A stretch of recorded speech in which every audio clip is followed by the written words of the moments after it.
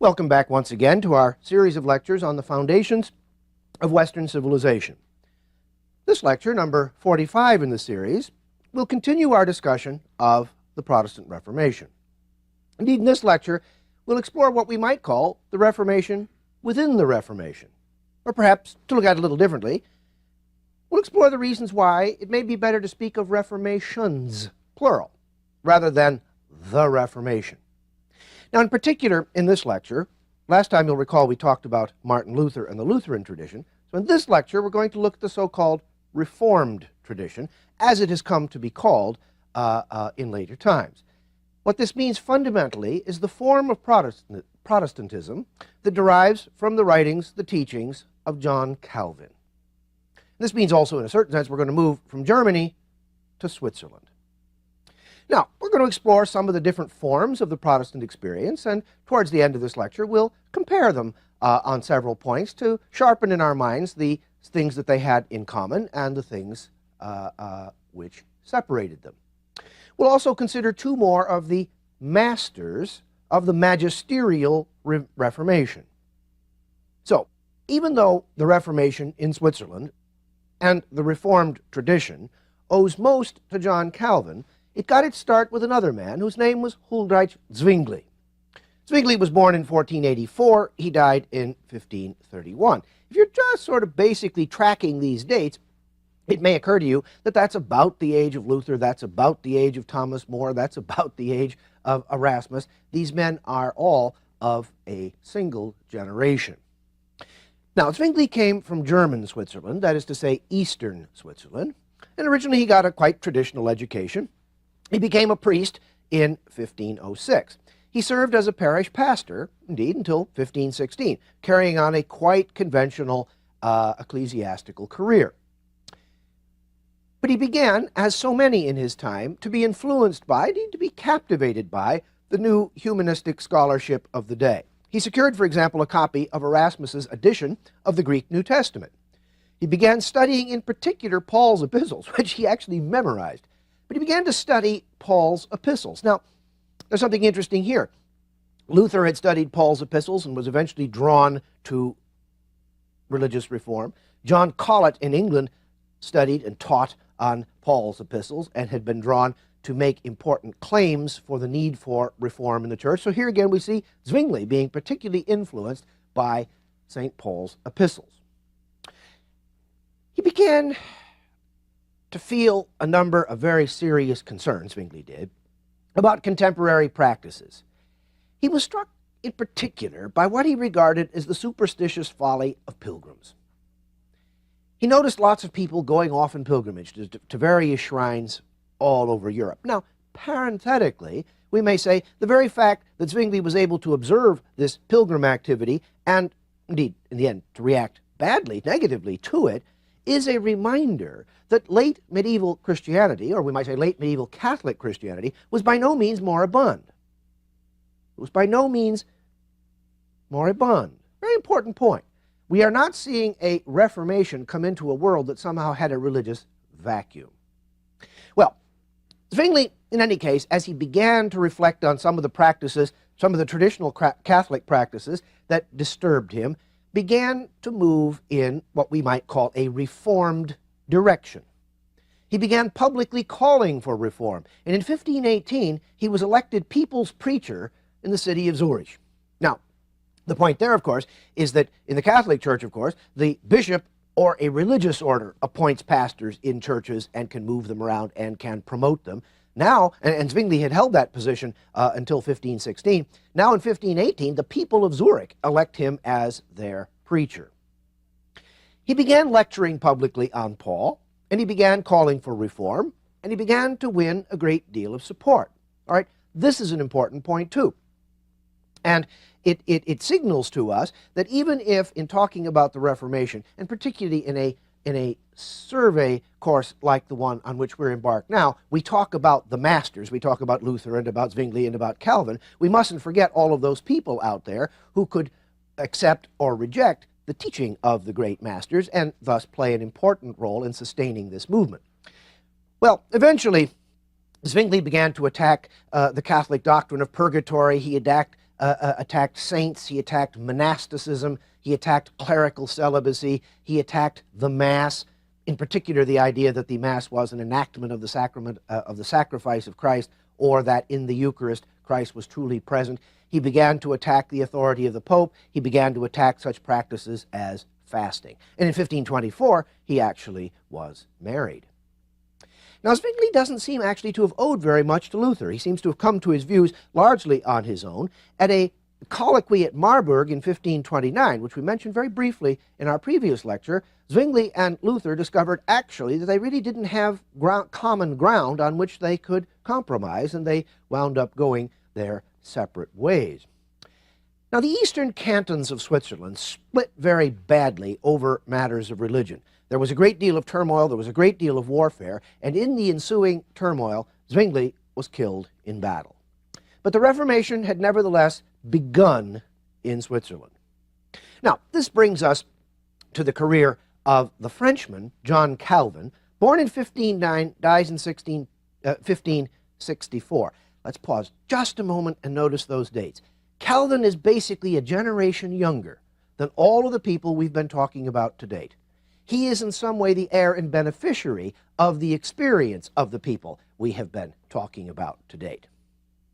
Calvin, of course, is the one with whom we particularly associate the Reformed tradition and ultimately the consolidation of the Reform in Switzerland, and then, as we'll see, in other places as well, influenced by John Calvin, or the Calvinist tradition, or the Reformed tradition. We'll use those terms, Calvinist and Reformed, more or less as synonyms.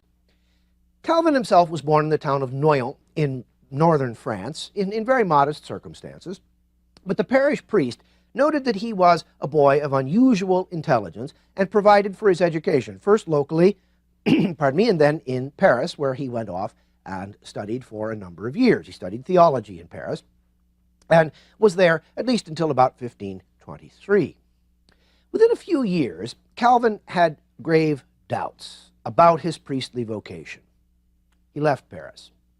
He went off to study law at Orleans. Here he encountered Protestants for the first time. As far as we know, in his native Noyon, or when he went down to Paris as a boy of 14 or thereabouts, we don't know that he had encountered Protestants yet, but when he went off to Orleans, he did. Not until 1533, however, did he actually declare his break from the Roman Church. Now, at that point, still, he's only a young man of about 24. In 1532, he published a commentary on one of Seneca's works. Remember Seneca, the 1st century A.D. Roman Stoic philosopher? Well, what we see here again is the influence of humanism. And in a certain respect, it's more an Italian-style humanism than a Northern-style humanism, because Calvin turned not, let's say, to one of the church fathers or to the text of the Bible, but rather he turned to the writings of Seneca. Well, at just about this time, the King of France, Francis I, was getting a little bit disturbed about the number of Protestants abroad in his kingdom, and he began sort of rounding them up and making life very difficult for them. Calvin fled. He fled to Basel in Switzerland, and there in 1536, he's 25, he published the first edition of his Institutes of the Christian Religion. Now, we'll refer to this book on a number of occasions as we go along in this lecture. But what I want to draw attention to at the moment is the fact that Calvin produces one of the great monuments of the history of Christian thought when he is still a very young man. Now, a man by the name of Guillaume Farel, 1489 to 1565, a man 20 years older than Calvin, was then in the process of reforming the city of Geneva, French Switzerland. Not the German Switzerland of Zurich in the east, where Zwingli had been working, but now Geneva in the west. And he invited Calvin to join him. Now, Calvin apparently was reluctant to do so at first. He seems to have preferred the idea of a life of retreat, a life of scholarship, a life of reflection. Nevertheless, he did join forces with Farel, and the two of them together wrote the Articles of Church Government for the city of Geneva. They imposed a very strict regime on the city. All citizens were required to make a profession of the Reformed faith before the public authorities. There was to be no freedom of freedom of religion here. These people all had to come before the public authorities and declare their faith. Well, Geneva was perhaps not yet quite ready for so strict a regime, and Calvin and Farel were chased out. Calvin went to Strasbourg, and there he studied for a period of time, was much influenced by a man by the name of Martin Bucer. Bucer was born in 1491, died in 1551. Again, a man who's, what is that, something like 18 years older than Calvin. Bucer was a former Dominican. He later became a significant leader in the Swiss Reformed communities in the years right after Zwingli's death. Now, Bucer was an influential theologian, particularly on such things, for instance, as the doctrine of the Eucharist, and Calvin learned a good deal from him. In 1541, Farel and Calvin were called back to Geneva, and they were then able to institute their Holy Commonwealth. Their Holy Commonwealth. They turned Geneva into a very particular, distinctive kind of place. 4 groups of people, pastors, doctors of the learned, not the medical sort, elders, and deacons, were assigned power in this new city. The supervision of public morality was effected by a consistory. Now, the consistory was, in some ways, the key institution in the Holy Commonwealth of Geneva. It was made up both of ministers in the Reformed Church and of prominent laymen in the city. And it really did help to impose, to shape, to form this very, very strict regime that was instituted in Geneva. Now, it took maybe something like 10 years, really, to impose this regime fully within the city. Now, during these years, when the Holy Commonwealth was being instituted by Calvin and by Farel, we find a lot of extremely strict legislation being passed. Calvin himself became a virtual dictator. Very harsh penalties were imposed, for instance, for skipping church services. If people were found out and about in public at the time when, at preaching time, they could be rounded up and arrested. A person could be executed in Geneva for saying that the Pope was a good man.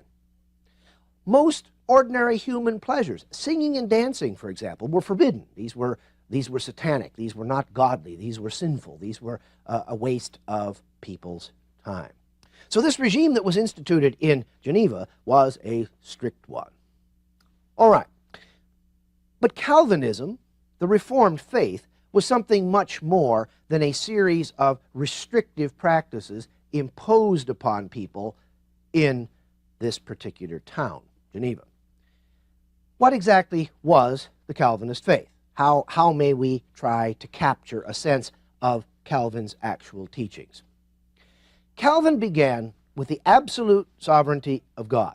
He reflected on various passages in the Old Testament that seemed to create such a chasm between God and man. So he began with the absolute sovereignty of God, and he moved on to what he called the radical depravity of man, the utter sinfulness, the utter unworthiness of man. Now, Calvin treated the absolute sovereignty of God even before the primacy of Scripture in his Institutes of the Christian Religion.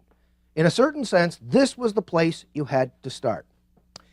Now, we could say that Calvin and the Reformed tradition begin with God and argue over this chasm to man.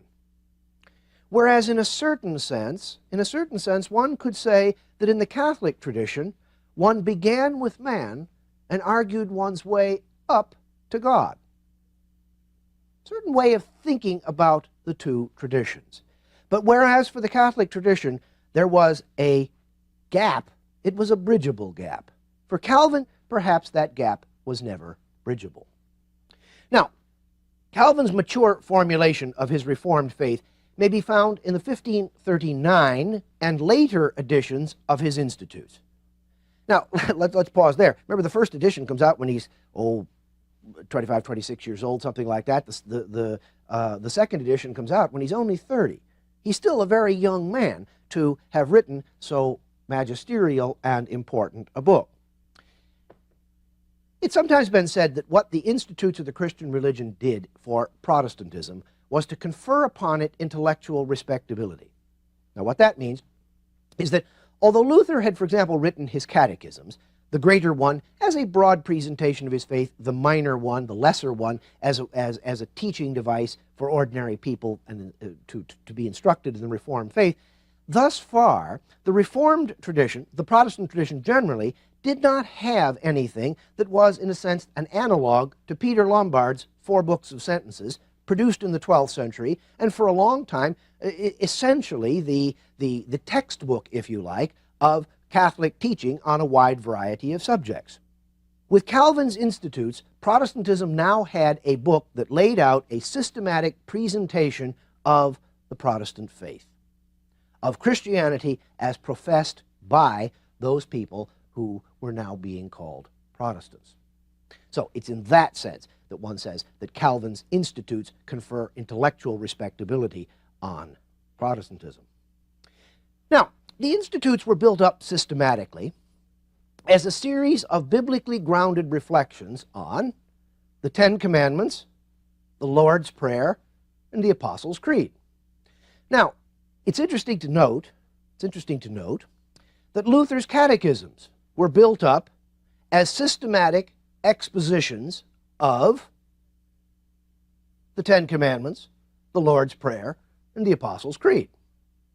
Now, there were some fairly important differences between Luther's teachings and Calvin's teachings, to be sure, but their basic way of building up their ideas was much the same. It's sort of as if the basic architecture was similar, whereas the details differed a little bit.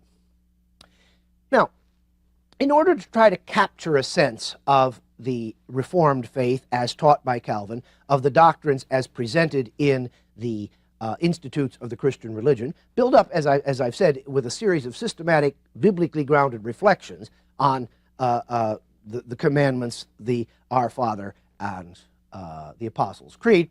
Teachers have long adverted to a mnemonic device, the tulip. Now, whether there's an irony that Holland became Calvinist and has lots of tulips, I really am not quite sure. I think that's just a sort of a happy accident. But anyway, let me emphasize right away, if you take the Institutes of the Christian Religion off the shelf, do it carefully, it's a big book. If you take this book off the shelf, you won't find tulips in it. This is a way that teachers reorganize the material there in order to try to make it memorable, in order to help people kind of fix in mind what some of Calvin's fundamental ideas were. All right, tulip then, T, total depravity. Man is utterly sinful. He is completely incapable of taking any steps to merit his own redemption. He has no good in him. U, unconditional election. Those whom God elects to salvation are elected unconditionally. That is, their election is not conditional on their mode of life. On, as we learned to say when we were talking about Martin Luther, on their works. So election does not depend on anything that you do in the course of your life. L, limited atonement. Atonement, of course, has to do with the death of Christ on the cross. For whom did Christ die? To atone whose sins did Christ die? To Calvin, Christ died for the elect, not for all humankind, for the elect. Who are these elect? We'll return to that in just a minute. I, irresistible grace. God's grace is irresistible for the elect, who, therefore, once again, have no claim to merit. Merit, things you have done in your life, things you have done well in your life, do not give you a claim upon grace. Grace is not a reward for conduct. P, persistence in grace. Grace cannot be lost or rejected by the elect. If you are among the elect, grace is irresistible and grace is persistent. Now, thus far our tulip, those 5 basic, essential doctrines in the Calvinist or in the Reformed tradition. Now, let's return to that business of who are these elect that we've been talking about, okay? Calvin's system depended fundamentally on his doctrine of absolute predestination. Absolute predestination. You may just recall that in the time of St. Augustine there was a question of predestination. You may just recall that in the time of the Carolingian Renaissance, for example, among other theological problems to which people addressed themselves, the problem of predestination raised its head. It was a problem that came up again and again and again in the history of Christianity. From one point of view, it's not at all surprising that it would have done so. Because to Christians, you see, who believed in an omniscient God, a God who knows everything, there would inevitably be the question, if God knows everything, clearly he knows my fate. If he knows my fate, has he willed it? If God knows my fate, is there anything I can do to alter my fate? Is it preordained? Well, Catholic theology generally came down on the side of saying people had been endowed with free will, and although God knew the outcome, he didn't impose that outcome. He didn't force that outcome. For Calvin, and for those before him who had spoken of predestination, though Calvin spoke more rigorously, more fully, more thoroughly on this subject than anyone before him ever did, for Calvin, all people from before time were predestined to salvation or to damnation. Nothing that a human being did in his or her lifetime mattered in this scheme. All was decided from the very beginning. Now, that is of a piece with a rejection of the idea of works, for example, as being efficacious, as having some kind of an impact on human life. But let's remember, Calvin is starting with God and arguing his way back or down, if you like, or across over something to man. He starts with the absolute sovereignty of God. And God's sovereignty is so absolute, you see, in the Calvinist sense, that it cannot be influenced by anything that humans do, by any act that I might commit, good or bad, you see. God's sovereignty is so great, and the distance between God and man so great, that nothing an individual does can actually have any beneficial impact. Now, it just might occur to you, and it occurred to Calvin, and it occurred to Calvin's contemporaries, it just might occur to you to say, we ought to all go out and be Calvinists because we just eat, drink, and be merry. Makes no difference. Might as well just have a great time. Because surely, if I cannot win God's favor, then presumably I can't go out and lose it either. If I am sinful, this is merely my human nature. If I'm not sinful, well, that's this irresistible grace working in me. I can't take any credit for that, but I may very well want to go out and have a good time. Well, to fight off the possibility, and of course I'm saying all that a bit tongue-in-cheek, though only a bit, because the problem was there and it was recognized. To fight off the possibility of hedonism, Calvin taught about the signs of election. Now, strictly speaking, Calvin said, no one can know.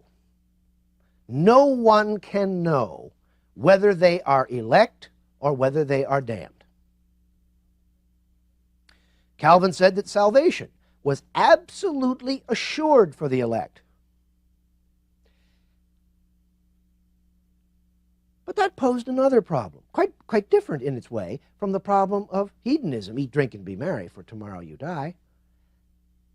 Don't you want to know? Aren't we curious? From Calvin's point of view, you see, one should simply not worry about this. You haven't got any control over it anyway? Don't worry about it. It's all in the hands of God. Human nature, however, is going to lead us to want to know. So Calvin offered the signs of election, perhaps as a serious theological proposition, perhaps as a kind of a matter of pastoral theology, to minister to human doubt, to human concern. Now, the signs, quite simple. A public profession of faith, making your profession of faith publicly before the authorities. regular attendance at church services, and leading a godly life. These were taken to be signs of election. Now, Calvin did not say that persons who did these things, who were observed doing these things, were among the elect, but he said it might be a sign of God's grace working in them.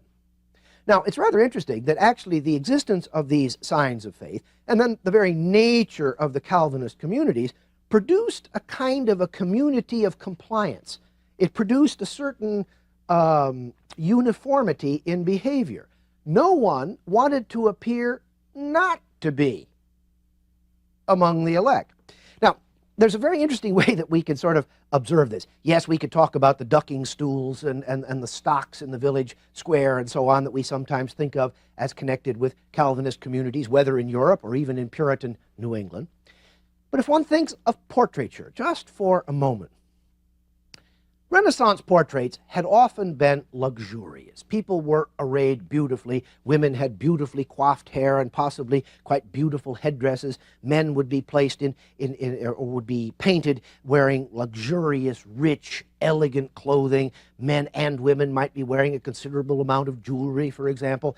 The setting of the painting would often be sort of either in a verdant countryside or in a castle, in a palace. How many times have you seen those paintings where somebody is painted with a window behind them, sort of looking out into the world? Now, stop and think for a moment of all those paintings you've ever seen of the Dutch masters. Stop and think of the kinds of paintings one gets from sturdy, reformed Europe. Men and women, first of all, typically placed either in no sort of background scenery at all, or else in a domestic scene. The domestic scenes are themselves not luxurious. They're very simple. They're very plain. The people themselves are dressed in black. Their only concession to fashion, perhaps elaborate starched collars. You look at their faces. They are typically expressionless. They also lack a certain color. There's a rather pastiness in the skin. These are serious, stern folk, these Reformed people. Now, let's conclude by comparing Luther and Calvin on a few very basic points, just to sharpen in our mind what was similar and what was different. First of all, they agreed on three fundamental points.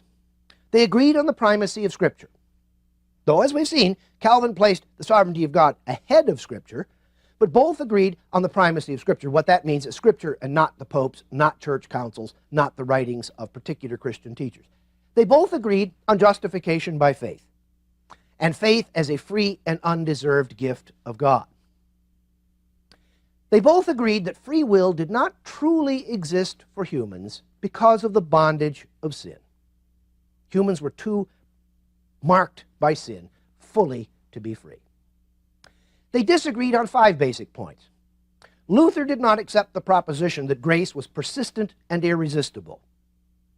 Luther didn't accept that. They disagreed on the certitude of salvation. Now, each thought salvation possible in certain circumstances, but they differed on the idea of the certitude of salvation. They differed on the idea of absolute predestination. There is a predestinarian dimension in Luther's thought, yes, but Luther does not hold for absolute predestination as Calvin did.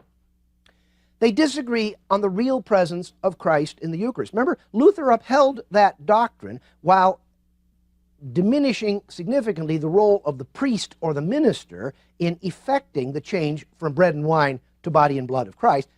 Calvin regarded the Eucharist as symbolic. Finally, they disagreed on the nature of theocratic polity. For Calvin, the church was supreme. For Luther, the state was supreme. Remember Luther's address to the nobility of the German nation, calling on the German princes to reform the church in their territories. Now, it is, to be sure, the case that Calvin's Geneva was a place where the church authorities, the ministers, working through the consistory, for example, had a very important role. Nevertheless, the church and religious authorities were left with final say in Calvin's scheme of things, but not in Luther's. Well, the Reformation then shows us that there will be a variety of forms of religious experience. We see here a deep break in the Western tradition. We see now a fundamental and definitive break, with that tradition reaching all the way back to the Greeks, that regards humans as essentially good but flawed and capable of becoming better largely through their own work. There is now a comprehensive alternative to that view. We also see that Christendom was riven. But Catholicism will not have, as it were, a single alternative. What one could not well have predicted, let's say at the time of the conclusion of Calvin's reforms, is how many alternatives there would be. Might the reform continue to go on reforming? Well, what we know is that it did, and we'll look at that in our next lecture, but we'll also ask the question that begs itself by now: what on earth was the Catholic Church doing all of this time? To those questions, and to further features of the Reformation experience, we'll address ourselves in our next lecture.